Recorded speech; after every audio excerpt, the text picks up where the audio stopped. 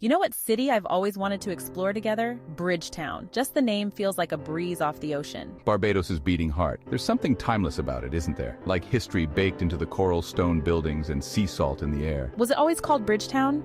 Not quite. Before the British, it was just a swampy area with a natural harbor, and the native Arawak and Kalinago peoples had long vanished by the time the English arrived in 1628. But the name, Bridgetown, comes from a simple wooden bridge the indigenous people had built across the Karenid, which is this little inlet of the Constitution River. The English found it and rebuilt it, and the town grew around it. So it was literally a town around a bridge. That's charming. It is, and it grew fast. Bridgetown became a key port for the British Empire, especially in the 17th and 18th centuries. Sugar plantations powered the economy and ships came and went constantly. Sadly, a lot of that prosperity was built on the backs of enslaved Africans. That's such a heavy truth, but part of its story, isn't it? It is. The emancipation of slavery in 1834 was one of the city's most defining moments, and today Bridgetown is proud of its Afro-Caribbean identity. Most Barbadians, or Baj as they're lovingly called, are of African descent, and that culture radiates through the city's music, language, and soul. What's it like now? Still the capital, still the cultural and economic center. Around 110,000 people live in the metro area. It's a blend of colonial history and modern rhythm. Georgian buildings, cricket ovals, duty-free shopping, and calypso echoing through the markets. And it's right on the water, isn't it? Yep, the Karenid still flows through the city, and just steps away you've got Carlisle Bay, a crescent of white sand and calm turquoise water. Perfect for a morning swim or a sunset walk. What would we eat? Everything. Start with flying fish and cuckoo, that's the national dish. Then fish cakes, macaroni pie, and rice and peas. For street eats, try cutters, like fish sandwiches,